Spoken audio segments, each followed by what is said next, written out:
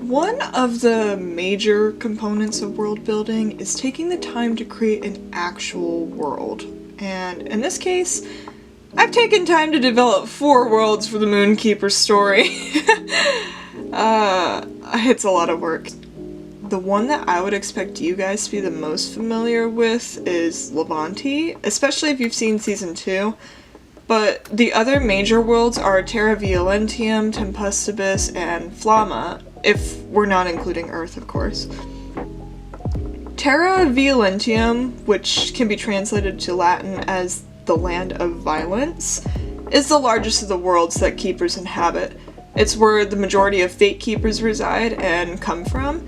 This is where Demetrius grew up and met Avalon. Some of you guys may have paid close attention and realized that Array is a princess. She's actually the princess of Terraviolentium, but she ran off, disliking the idea of long-term royalty. Tempustabus is the world for Weatherlings.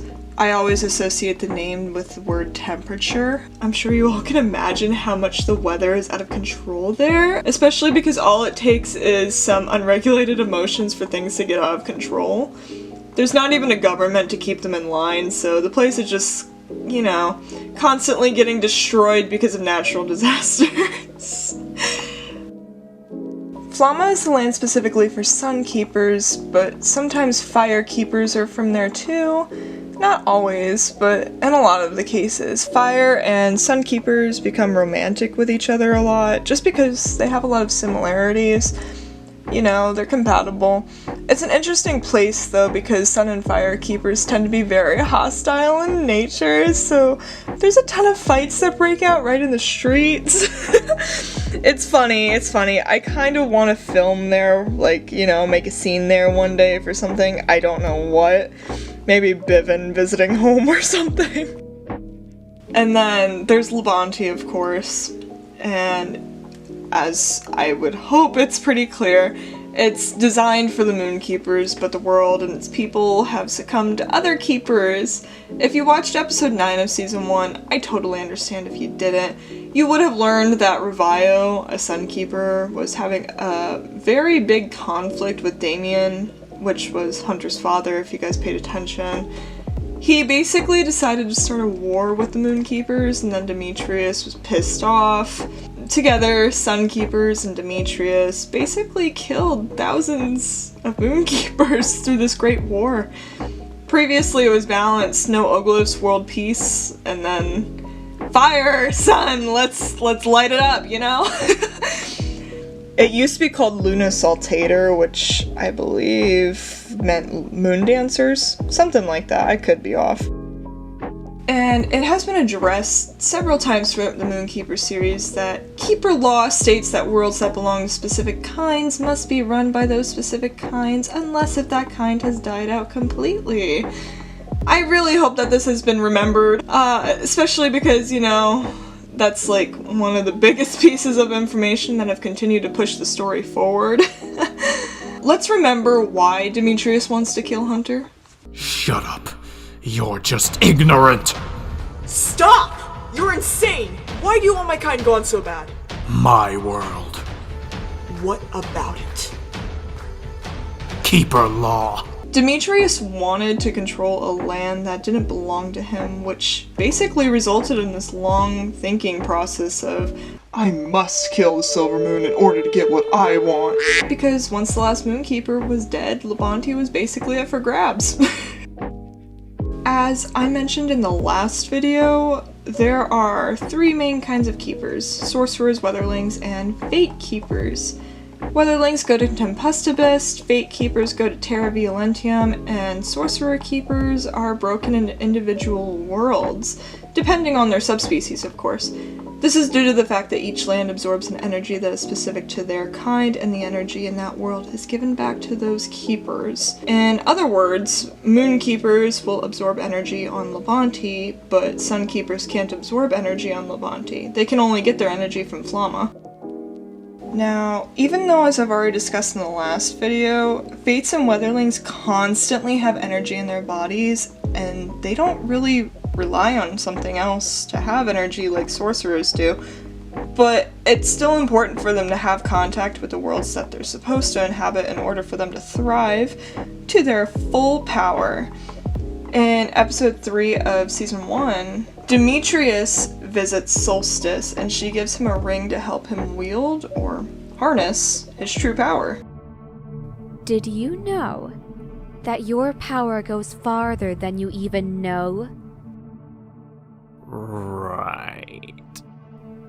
Demetrius, you must remember, your body isn't meant to inhabit the world you live upon, so you aren't very powerful. Excuse me?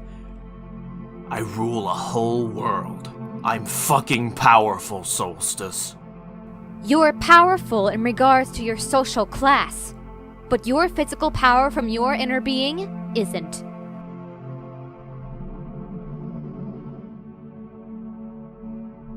Wear this ring. With this, you'll wield your full power. So, to put it simply, in another world that's not Terraviolentium, Demetrius has power. He's a Fate Keeper, he doesn't need to be recharged like a Sorcery Keeper would. However, he won't be able to use his full power. The same applies to any Fate or Weatherling that's not where they're supposed to be. In Demetrius's case, he's just lucky he knew Solstice to give him that ring to aid in his, magical function, if you will. However, this is where it really starts to get confusing. Even though they don't need their homeland to have magical energy, it's best for them to be born where they're supposed to be. It's a phenomenon that keepers themselves don't quite understand, including Avalon and Solstice and all the smart ones, you know. But to simplify it, have you ever heard that before you use a camera for the first time, you should make sure you charge the battery all the way? Same thing for like a phone or just like anything with a battery. That way it'll supposedly hold more power with each use. Truthfully, I have no idea how accurate that is, but I've heard a lot of it growing up. This supposed concept, like I said, I have no idea if it's true or not, can be applied to keepers and the Moonkeeper world in general. It's not fully understood by keepers, like I said, but keepers know that they'll be stronger if they're born on their homeland. This then relates back to the heart deficiencies that have been mentioned several times throughout the series. I did some digging and it's been mentioned in episodes 4, 8, 9, 11, 14, 15, and 20 of season 1, and then episodes 2 and 3 of season 2. So, you know, it's pretty important, I'd like to think. I'd be surprised if it wasn't, you know? So, the way these heart deficiencies are acquired is at birth. Keepers are at risk of having this if they're born anywhere they're not supposed to be. Moonkeepers, for example, shouldn't be born on Earth, yet Hunter here is born on Earth under quite shitty circumstances, leaving him with a long-term heart deficiency. Or Rain Keepers, for another example, shouldn't be born on Labanti. They should be born on Tempustabus. Zeviosa, if you guys remember from episode 4 of season 1, she's the lightning keeper that is blind. She was born on Labanti. She actually literally didn't even know what Tempustabus was. And, you know, that's what her homeland is supposed to be, you know.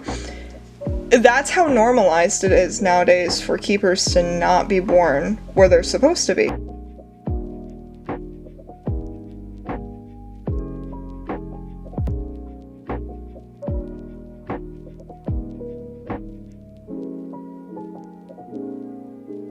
They don't even know where they're actually supposed to be from, you know what I'm saying? Like, what's Tempustabus? I'm a lightning keeper, I should know. So, she, of course, is going to have a heart deficiency.